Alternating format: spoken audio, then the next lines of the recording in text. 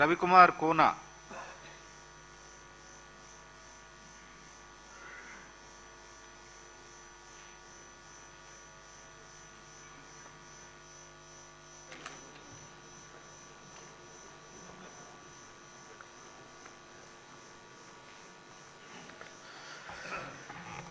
కోన రవికుమార్ అనే నేను శాసనసభ సభ్యునిగా ఎన్నికైనందున శాసనం ద్వారా నిర్మితమైన భారత రాజ్యాంగం పట్ల నిజమైన విశ్వాసం, విధేయత చూపుతానని, భారతదేశ సార్వభౌమాధికారాన్ని, సమగ్రతను కాపాడుతానని, నేను స్వీకరించబోయే కర్తవ్యాన్ని శ్రద్ధాశక్తులతో నిర్వహిస్తానని దైవ సాక్షిగా ప్రమాణం చేస్తున్నాను.